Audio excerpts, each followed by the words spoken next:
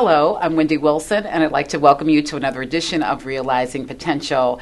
I have in the studio today one of Albany's finest. He's making some significant strides in our community and has a very impressive presence. He is none other than Mr. Corey Holman. How are you, sir? I'm good. How are Good, you? I'm fine, thank you. It's a pleasure to have you. Thank you. Yeah. So I know it's a small minority of individuals who are not familiar with who you are and your great body of work. So let's educate them. Okay. Tell us a little bit about yourself, where you're from, your educational pursuits, and what you are so passionate about as it relates to your profession. All right. So I'm actually born and raised in Albany, Georgia. Okay. I went to school here. I ended up going to Troy University, pursuing business management with a minor in marketing. Okay. And so I had an opportunity to work at Chick-fil-A. I worked in their marketing department. After that career, I guess you could say, for that time frame, I transitioned and I started my own business. Okay. And so I've been in business. I started a business called Grace Life Marketing in 2018. Okay, outstanding. Let's go back a little bit. Okay. So what was it that, did you always know that you were drawn to marketing, that you wanted to become an entrepreneur? What was the genesis of that, if you will?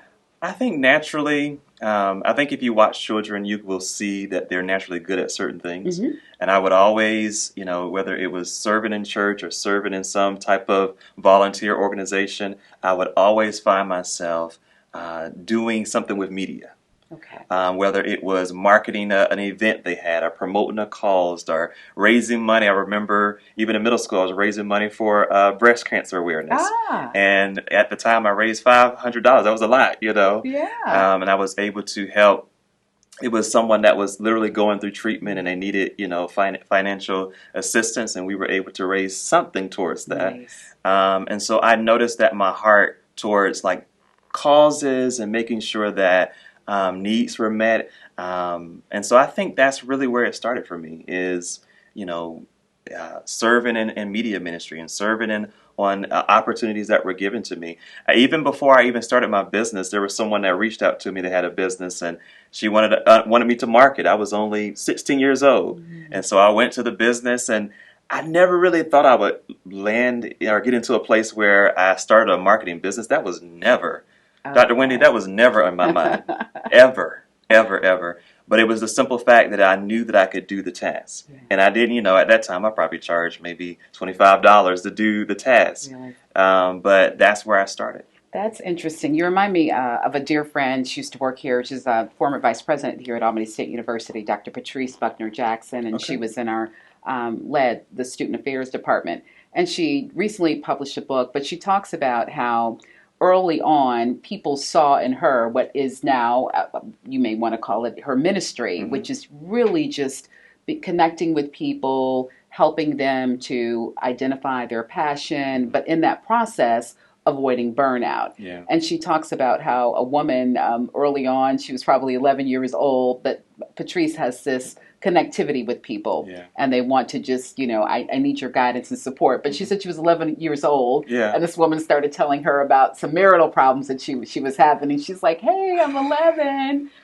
So I shared that story to say someone saw in you early on your gifts and talents. And you know what's interesting about that? I can relate to that. Okay. Because I deal with that, and I've always dealt with that to a point where people would ask me for advice, even my peers. I'm helping them navigate through life, and I'm like, I'm the same age as you, But, people always told me, you're wise beyond your years. Yes. And, you can take that one way or another, but I think reality was I could see things differently. The way I grew up, I always was around older people. Okay. So when you're around older people, you're normally going to get a lot of wisdom and a lot of insight into things because it's one thing to be around people who are going through the process, and it's another who've already went through the process, and they can share it from being on the other side. Absolutely. So, and then I would say, even being the youngest, I'm the youngest of my siblings, so I saw all their mistakes, and I watched, and I said, you know what? I'm not going to do it that way. Learning from observation. I love my siblings. I'm proud of them. Let me say that. But I learned certain things. I'm like, as the youngest, you're able to see as they tread their path. Okay, I'm I'm not going to do it that way. I'm going to make Okay. sure that I learn from those around me and their mistakes. That's great. That's Yeah. great. Because some of, even though they're the youngest, I know a couple still decide, as Reverend Lorenzo Hurd, I heard him say this probably over 18 years ago about licking lightning twice. So some of us, just. Yeah. And I didn't want to do that. You didn't want to lick lightning twice or once. If I saw someone that already made the mistake, I'm like, I learned through your lesson. There I don't you want to go. repeat it. I don't want to repeat it. Wise man. You are Yeah. indeed wise beyond your years. Because so many of our youth are like, that happened to them. It won't happen to me. Yeah. So that's wonderful that you were a positive product of your environment and the conditioning that you received. Yeah, because there's certainly much great wisdom, with our seniors and our elders. So I'm glad you were an obedient and studious student. Sounds like. Yeah. So tell the viewers a little bit about Grace Life Marketing. You said you never saw yourself being an entrepreneur, and then here you are with this very successful business. Yeah, so let me start from the beginning. Like I said, I never anticipated starting this business. When I was working at Chick-fil-A, my boss actually came to me. And he came to me at 2 separate times. One time he said, what do you think about becoming a digital marketer? I had never heard of that term. I'd never heard of that term. And so I went to go research. I was like, okay, that sounds maybe out of my reach at the time. Okay. Another time he came to me and he was like, oh, I feel like you could start a business. And I'm like, and he said, I want to do what I can to support you. And I'm like, I said, okay. Now this was, years before I even, transition out. Now, even though he didn't end up supporting me in the business, it was the simple fact that he saw it. That's right. And I did not see it. And so when I transitioned in 2018, I really felt led to move into something else. And what I did, November 30th, 2018, that was when I submitted my resignation, had the conversation with him. Of course, he was sad and he didn't know how to take it because I was like, well, I don't know what I'm doing either, but I feel led to go in this direction. And so he was in a place of, disappointment because we were really close with his family. And so that transition, I knew would be hard for him. Sure. And so, but what I did was December 2018, for the entire month, had $1,000 to my name. And I took that entire month and I wrote my business plan, I wrote my vision, I wrote everything I wanted to see in this business. And as a believer, as a Christian, I prayed over it for the entire month. And I just believed when I started in January, everything would be okay. Now, here's the thing. I do want to say this. My business was legit. I made sure everything, December 1st, I was moving. When I submitted that resignation, I went to the Secretary of State. I submitted. I went to the local level and making sure I had my business license, just making sure that my foundation was set right. Sure. So when January 2019 came, I created a promo video. It was right in my home, and it was in my dining room. Wow. And I put it out on my social media platform, and within, I would probably say 2 hours, I had my first client. Wow. My first client. Now, let me be honest. The first client was only $45. But it was a simple fact. It does not matter. See, in my mind, it was $1 million client. Yeah, that you disclose that. You didn't need to do that, but that's okay. That's okay. So, a couple different things. I was reminded of our beloved dear friend. She's of course a sister to me, Dr. Lisa Ritchie, and she always is talking about the importance of legitimizing your business. Yes. So, do you have all the necessary documents? Are you whatever you decide, LLC, S Corp, but you need to become authentic, if you will, and getting those necessary credentials related to your business. So she preaches that all the time. So I'm glad you did that. And then it helps too when you're marketing your business, potential clients, they want to look for that. Wow. So in a couple months, so you said you started this journey in November, and then everything became real in January with your first client. I did. So that was, of course, your first year, and I'm always honest and transparent. The first year was a struggle for me. Sure. It was a battle of, because when you've worked at a job at your entire life, and it's just like the transition of going to full-time entrepreneurship is different. Because you're used to your income coming in. Oh, yeah. You're used to, and here's the thing, Dr. Wendy, I just got married. So I got married 6 months before. Wow. And so as a man, it's one of those things that I want to make sure I'm bringing in because, you see yourself as a provider. You want to make sure you're taking care of your family. And I had, my wife moved down here from New York, so she's not from here. Okay. And so that was a culture shock for her. Sure. But she landed her job in August when, she moved down. We got married in July, and then she moved down, and she was working by August. So we secured her an opportunity to work as a teacher.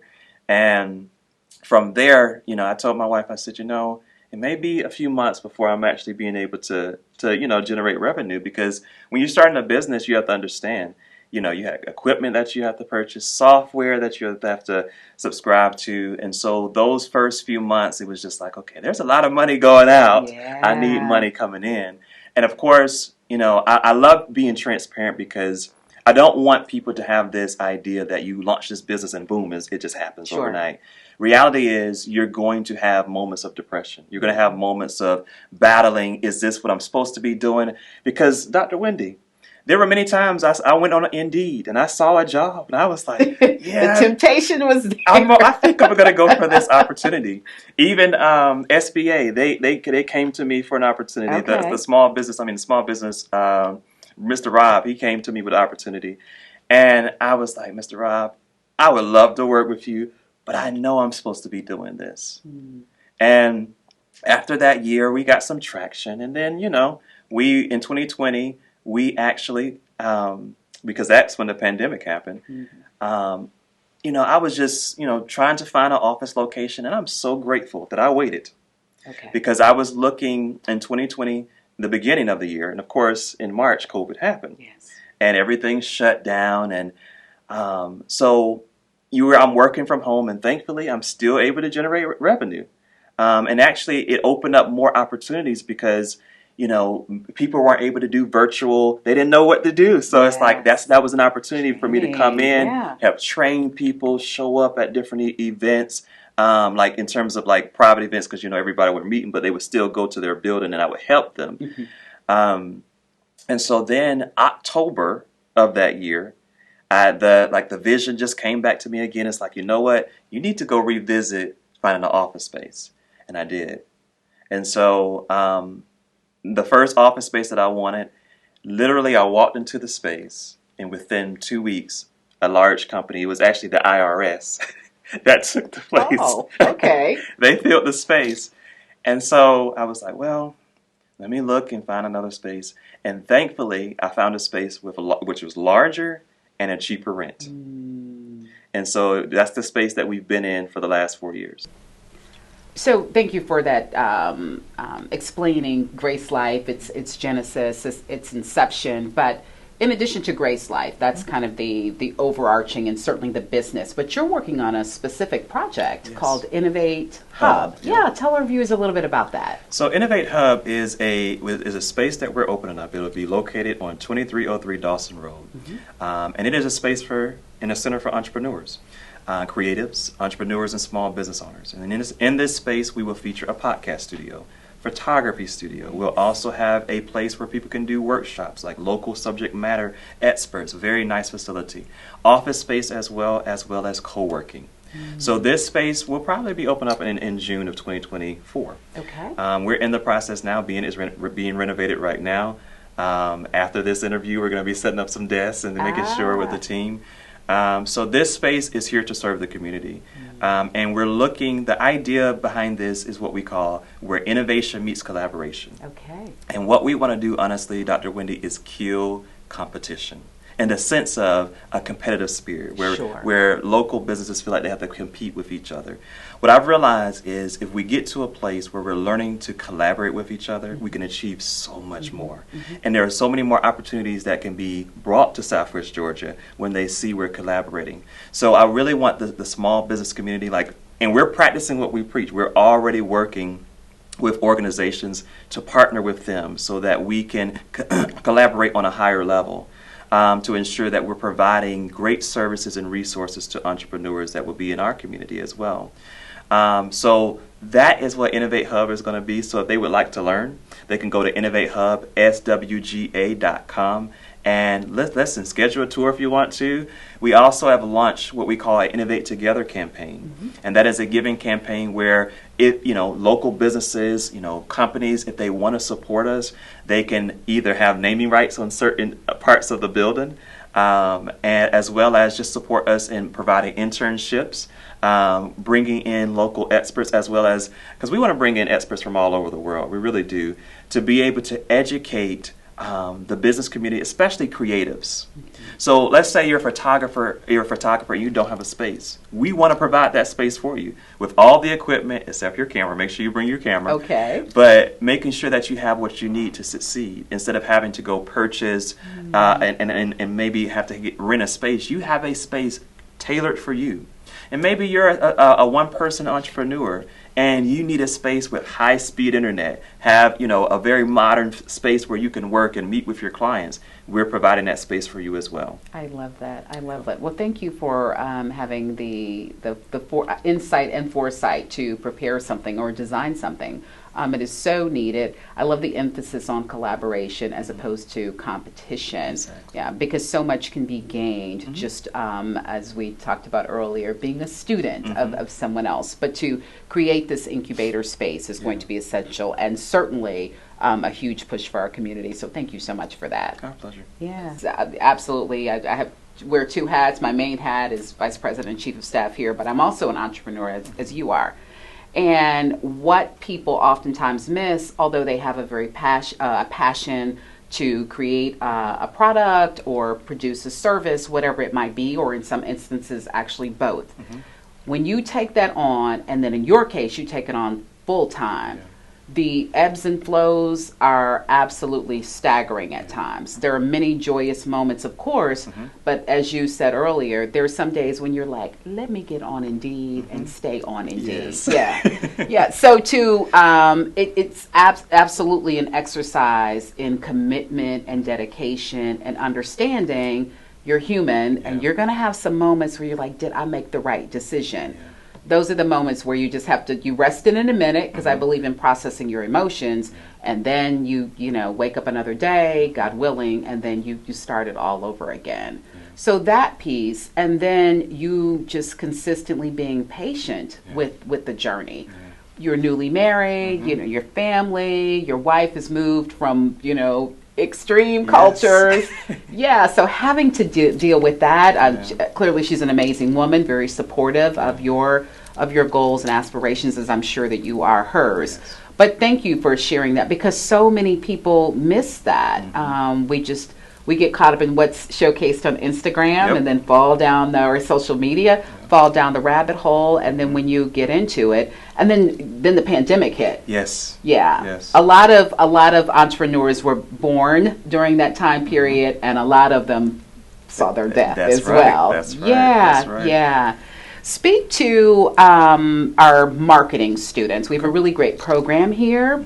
What are some of the fundamentals that they need to know that will allow them to, or position them for success once they graduate from Albany State? Well, I think it's important, obviously, to go through the foundations of marketing. And I know that ASU already goes through that process. One of the things that I think will be beneficial for them is to continue their education, whether it's going on online courses, or taking and getting certifications from Google, or even just YouTube. I like to say YouTube University, because reality, you can learn a lot. And when you are hands-on in marketing and learning certain things, one of the things that when I take on students or take on ASU interns, we go ahead and start the process of just making sure you know the basics. Because sometimes they don't know, or maybe they just weren't paying attention in the class. And so when you join our team, or you're working with us in that time frame, I want to ensure that you're set up for success beyond just what you've learned at your ASU classes. And so we have hands-on opportunity for you to actually go into the businesses. And so, for instance, there was a student that she was interested into fashion. So I knew I'm not a fashion person, I'm just not. But I know, people in our community that are. So I connected her with someone that had a local business, and I said, listen, I want you to go into this space, and I want you, and I coached her through the process. I said, now you're going based off my reputation. Please understand that. Because I didn't even call the business owner. We showed up. But Wow. because we have that type of relationship, she knew if I recommended someone, Yeah. she would take them on. And she did. Mm-hmm. And I had the conversation when I said, listen, I want you, when you come in, this is how you address this, and this is how you, just soft skills. Just making sure you know how to handle this. Because sometimes, let me just be honest, I know we're brilliant and I know we're smart. But understand you're going into someone else's business. Mm-hmm. So you want to submit to their way of doing things and making sure that while you have great ideas, make sure it's in line with their vision. Sure. So before you come in, hey, we could do this, do that. Make sure you know what the brand is of that organization. Mm-hmm. Make sure you're in alignment with the leader of that organization, so you don't come in and rub feathers. I want to make sure that you are coming in and you're actually adding value. And the thing is, this is a learning experience for you as well. So you want to learn as much as you can from that business owner. They've set up a business. They've had enough courage to go do this. You can learn something from them. Learn. Mm-hmm. Take that opportunity. And then the other thing I would say to marketing students is just making sure that you have a community. That you're building a community in terms of whether your local students, because you never know where your peers are going to go. That's right. And so that is so important. Don't think that people aren't watching you, because they're always watching Indeed. you. Every movement you make, whether you're speaking at some event or you're on a picture that's featured on the college website, people are watching. Mm-hmm. And there have been so many opportunities that have opened up for me simply because I was at an event and I didn't even know these individuals were at the event. I didn't even know who they were. Sure. I'm being honest with you. I don't really know who people are most times. I don't. I really don't. I learn after. And so they say, oh, I saw you at this event. So when you are consistent, mm-hmm. and you're just consistent in being who you are, carrying yourself with excellence, people take notice. And they say, you know what? I want to connect with this individual. And that is what has happened over and over and over again. So Dr. Wendy has this thing called executive presence, and I haven't leveled up to that level yet, but I'm coming to that level. But I would say this, you can learn a lot from Dr. Wendy, because that the way her presence is and how she handles herself, that's how we need Albany, that's how we need in the business sector, because it'll take the excellence to another level. That's so important. One of the things that I tell, I teach marketing classes to small business owners as well. Yes. And so we had one at Sylvester Chamber yesterday. And so I was telling them the same thing, just making sure you are consistent, making sure that you are sometimes we start businesses and we build the business around our convenience. Sure. And it should never be that Yes. way. It should be for the convenience of the customer. Yeah. Now, don't compromise your values, but make sure you're building a brand and a business that is tailored for the customer's benefit. So marketing students, I would say this, make sure that you're not coming in with a mindset of just me, but making sure you're coming in to provide value. Well, my goodness, where do I start with that phase of this conversation? So let's work backwards again. I need to have a conversation with Dr. Nguafa. We need to get you on board. You need to teach You need to teach marketing here directly to our students. And I certainly am aware of the work that you do in the community with providing training specific to that area. You said something that was so profound. I'm like, oh my gosh, was he listening to a conversation that I had with a loved one yesterday? Oh, wow. who had made this observation of me. He said, I noticed that you have a really big heart, you give. Mm-hmm. He said, but I need you to watch people who want to attach themselves to you, mm-hmm. and how that could possibly affect your brand. Wow.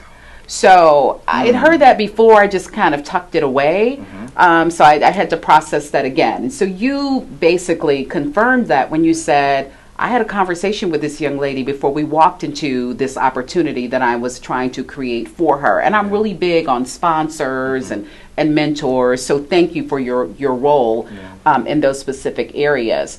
But I absolutely love when I make this connection, understand that you are taking me along with you. Yep. Yeah, and you're affecting my presence, my professional reputation. And we work so hard to build these reputations. Yes. And so if we're going to mess it up, that's one thing. Yeah. But we don't need any assistance with doing that. Exactly. So I love that you gave her that advice. That is just absolutely so important. And to go in as a student, go in as an apprentice, to go in and learn. Yeah. And if you're offered the opportunity to then weigh in on how you can possibly improve or work to advance, that's something totally separate. Take advantage of that. Yeah. But understand your role. You're coming in to learn and take advantage of that. Yeah. So absolutely great wisdom. Again, you listening to the seasoned elders. Yes, and thank you for the lovely compliment about the work that I do as it relates to executive presence. It certainly has helped me in my career and helped me to be exposed to and to enter spaces that I had not even imagined. And that's what we want. I tell the people that I work with, the goal, and you talked about this also, is to have your name called in rooms that you have yet to even stand in. That's always the goal. And you're right, people are always watching you. Yeah. Share with our viewers what book has most impacted your life outside of your preferred religious text. Well, I would say one book that really transformed my way of thinking. It was a book called Sun Stand Still. And I read that, I think the book came out in 2018. And it challenged me in my fear. A lot of times we have so much fear in what may seem to be the impossible. And I've always said to my family, I said, you know what? I want to be known for doing things that seem impossible. I do. And I want to be known as a person that believes throughout when all the odds are against me. And throughout my life, that's been my story. There have been many moments when all the odds were against me, but I persevered. And so life is not easy, Dr. Wendy. Yeah, that is so true. It's not easy. Mr. Corey Holman, you're absolutely right. And that book transformed my thinking because it was a story about someone who, in the midst of a battle, had a moment where he wanted to win this particular battle, but he needed more time. And he dared to believe, to say and ask, can the sun stand still? My goodness. And he did it, and the sun stood still. Never in the history has the sun just going to do what it normally does. But it stood still so he could finish the battle. And that challenged me in my thinking as I read through those chapters. And I refer every time I'm getting ready to do something that is beyond my level, what I know is beyond my abilities, my credentials, beyond what I know to do, I refer back to that. And I always, because they have like a video series they did with the book. And when I'm at my lowest, Dr. Wendy, I watch those videos. Every moment I've made, I go back to there. And I always know when I'm getting ready to make a faith move because something says, Corey, go watch that videos again. And it's about 8 videos. And it tells the story about the gentleman who wrote the book, his story, and how he believed when all the odds were against him. And those type of stories inspire me. So every single time I'm in the middle of a big move, I go and I find those stories. And I let those encourage me. I never let, this could happen. No, I don't have time for that. I have laser focus. And I do whatever I need to do to blot out whatever says this can't happen. A lot of times, Dr. Wendy, I've realized, and some people can say, you're overambitious. I don't consider that to be that way. But I think the thing is, for me, is when I'm taking in advice, I have various people that I ask. And I may feel led to ask, can I have your advice on this? Sure. Now, what I'll do is, I have a really great level of discernment with people. I do. And I know things beyond what people tell me at times. So when I'm taking advice, I have to make sure what perspective are they telling it from. Yeah, what lens, And so I've learned in the process, I have older people that I ask advice to that have never done some of the things I've done. But that doesn't mean that the wisdom that they're giving me can't be applied. I would agree. So I learn, I say, okay, this particular piece that they mentioned can be applied here. Make sure you stay humble, Corey. Make sure you know where it comes from. Make sure you stay in that place of gratitude. I'm always in a place, when I wake up, Dr. Wendy, I'm always in a place of saying, God, thank you. Thank you. Yeah.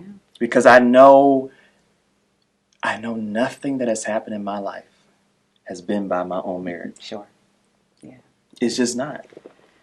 I'm sorry if I get a little teary eyed. No, you're about to make me get teary eyed. So we'll shed some tears together. So I've got a couple things that I'm like, I got to make a phone call, and I know a couple platforms where we need to get Corey Holman on the stage. Yeah, you are such an inspiration. I don't know if you've thought about that, inspirational, motivational speaking. Yes and no. People have said that to me. Mm-hmm. Eventually, one day, I do see that happening. Okay. Well, I already know an event in my head next 2025. Yeah. Oh, wow. Yeah. So. Yeah, I'm going to, all you need to do is just say no to me, but I'm going to make that, I got a little influence with this person, I believe. So, yeah, you need to, we'll talk offline about that. That was a very powerful message. Sometimes, well, not sometimes, a lot of times we get in our own way, and we fall victim to our conditioning, our surroundings, the environment, those that are in our ear.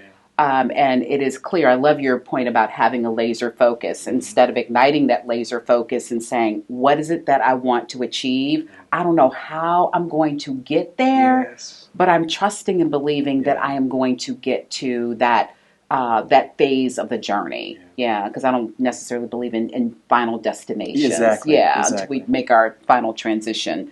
So thank you for that powerful message. And just taking the leap of believing in you. And knowing that there is a greater power and force that guides you and carries us some days and holds our hands the other days. So thank you for that message. And I will definitely have to look for that book. It sounds very good. Okay, good deal. So my next question, sir, I know you can handle this one. Give me 2 or 3, whatever you'd like, individuals that have just left an impression on you. They may be on an international scale. They may be unknown to our viewers. If you could invite, who would those individuals be? And I'm going to have you invite them to dinner. And then what would you serve? And if there's a pressing question, there's actually 3 questions that I'm asking you. What's a pressing question that you would ask them? Well, I would say the first individual that I really admire, and I've actually had an opportunity to sit under, his leadership in terms of going to events that he's hosted, and glean from his wisdom. So that first person would be Dale C. Bronner. And Dale C. Bronner has a company. His family is the Bronner Brothers. I'm sure if you use any hair products, and I actually have their grease in my hair right now. I love it. Absolutely. But his family has inspired me because they're an African American family. Excellence. I mean excellence. And you see the legacy, because his father started the company. His father's passed, and all of the brothers are still basically running the company. But the thing that I love about Dale C. Bronner is a simple fact. He's not just a well-successful man in the sense of resources and money. When he's successful where it matters, his family. When I look at his family, it's something to be admired. When you're around them and you see them, it's like, y'all inspire me. They're very humble. His daughters were valedictorians for Spelman. They're twins. Okay. And they went, it was national news, and he's a leader of leaders. And if I aspire to be anyone, like anyone, it would be him. Because he's one of those individuals that continuously pours into other leaders. He's never get to a point where he becomes, because I've dealt with this a lot in my life, where people become insecure. And that is a challenge because you're coming into who you are. And and a lot of times people get insecure because they see it, and I don't even fully see it yet. But I love when there are leaders who have went beyond and seen the other side And they are not as insecure because they know what it takes to get over there. Sure. And they've been around people who understand that. So Dale C. Bronner would be one of those individuals. The second person would be John Maxwell. John Maxwell, I have a lot of his books. Okay. Oh my goodness. Even when I started the process of mentoring, and I was like, you know what, I really want to be a good mentor. And he has a book on mentoring. It's a small little book, and I still have it. And that was one of the books that I read that transformed my way of thinking. How can I be a good mentor to individuals that want to learn from me? And though that was a book that I still apply to this day, I had an opportunity to sit in a event, and it was a very small group of leaders. So you really got to glean from Mr. Maxwell in a really intimate way. And I would never forget the moment because the way he's a great communicator. Let me say that. Indeed. But if you look at his business structure and you see how he transformed, and I'm a person that says, anytime I teach a class, how are you going to disrupt your industry? So I always ask business owners that. Don't just stay for the status quo. Learn how to innovate. Transform what you do in your industry. And John Maxwell did that in the form of leadership development. John Maxwell is the expert on leadership development. But he started somewhere and realized, you know what? We need to build leaders. He saw that this was a need.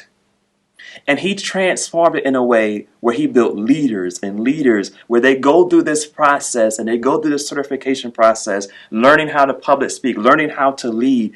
And he has transformed countless millions of leaders. And that form of thinking, so this is something that I always say, when you're around great people, watch how they think. Not just what they say, but watch how their mind works. And if you if you just sit and listen to people, you'll watch how their mind works. And when you do that, you can implement it into your life. It's like, you know what? I may not be there today, but I see myself because I'm learning. This is how, and that's why I learned to be transparent, Dr. Wendy. Because as I'm growing, I want people to be able to see themselves in the story too. Because what's the point of reaching some level of success in the world's eyes, but you're not able to see how to get there? Absolutely. And you want to create a path where people can see themselves in it. I don't want you, go Corey, da, da, da, da. No. See yourself in the story and how you and your story can disrupt your industry, whatever you're doing.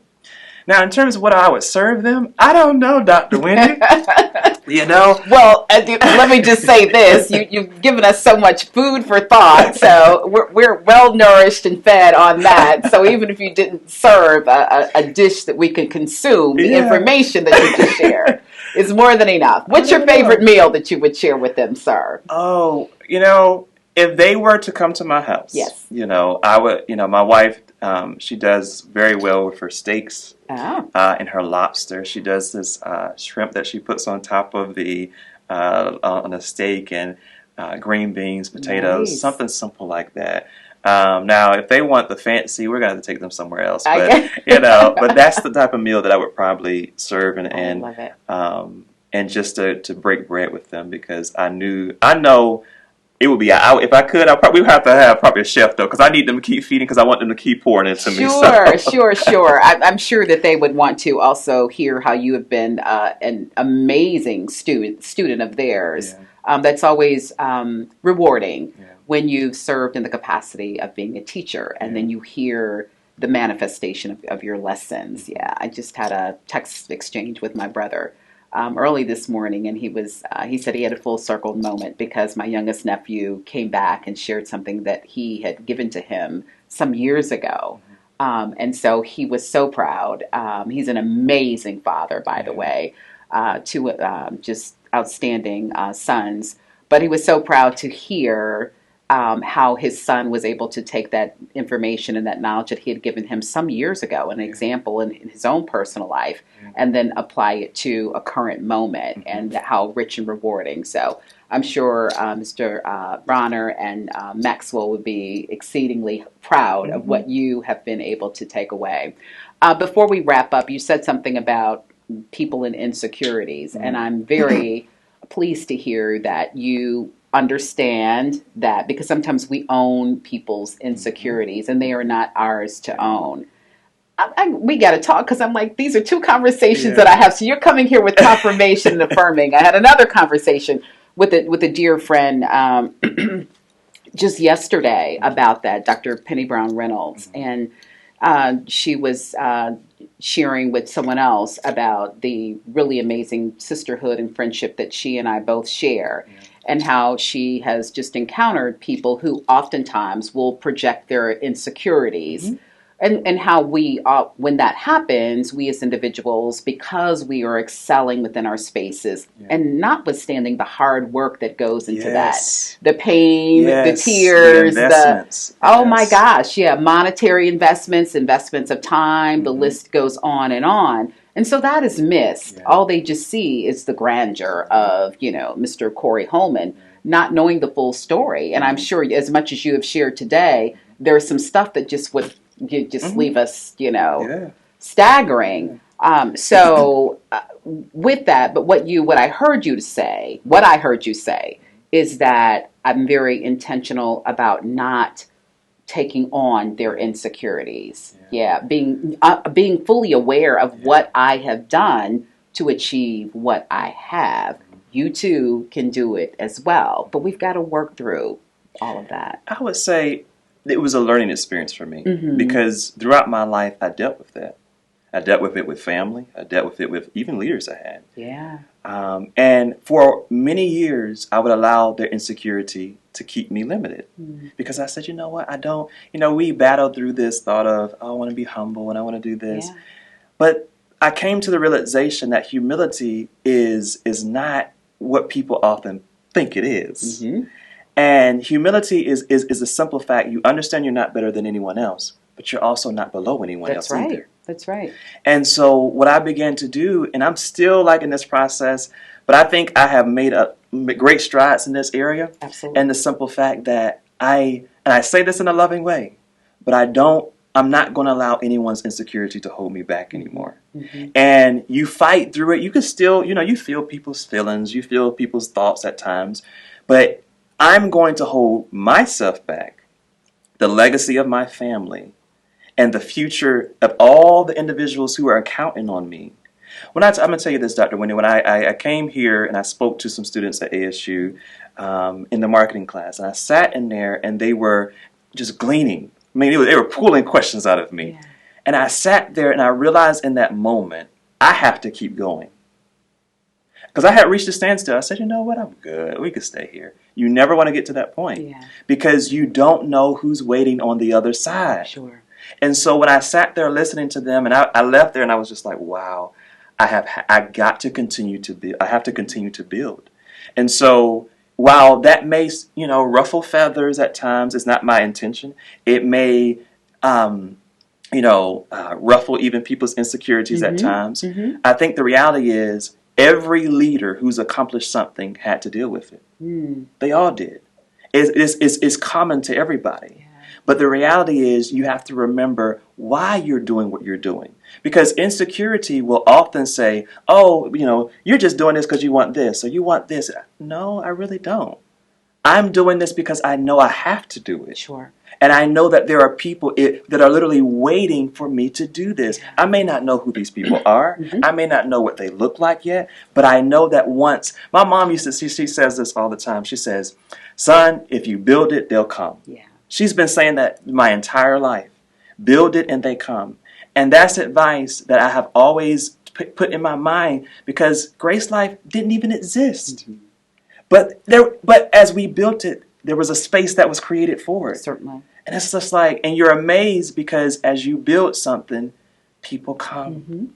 And so you never let, to sum it up, you never let insecurities of others, of leaders, or anyone around you to stop you. You keep your laser focus, because if you do, you'll always be at a point of standstill. You're never going to accomplish things. Yeah, you're absolutely right. Thank you and since we're being fully transparent, I've had those moments myself throughout my professional career, personal space, where I found myself retreating or positioning myself to make other people feel comfortable with me.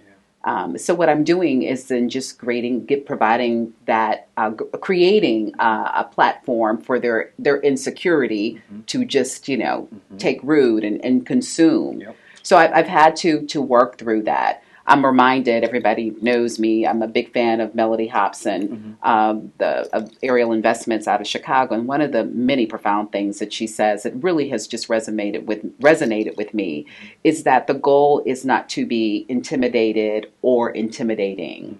Yeah. And we all carry that in these leadership roles.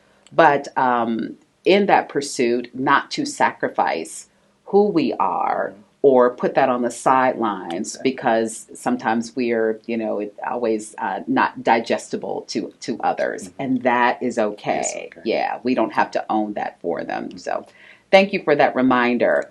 I just want you to know we have to have a part 2 with you. Okay. I know we've gone well over the 30-minute window, and that's a good thing. It was so worth it. I know this is going to be so inspirational and motivating to so many people. Our target audience is specifically our students. We're helping them to develop absolutely academically, but it's that creating that holistic individual. And you have dropped so many gems today, sir. So it has been a pleasure having you on the show. You and I have worked together. You've done some work for me in my business, and it was absolutely outstanding. And looking forward to continuing that relationship as well. But much continued success as it relates to Grace Life, your personal life. Thank you for bravely standing up to the world and saying anything that you desire is absolutely achievable. Yeah, so thank you for today. No, thank you. It has been my pleasure. Viewers, thank you so much for joining me for this edition of Realizing Potential. I'm Wendy Wilson, and I look forward to seeing you next time.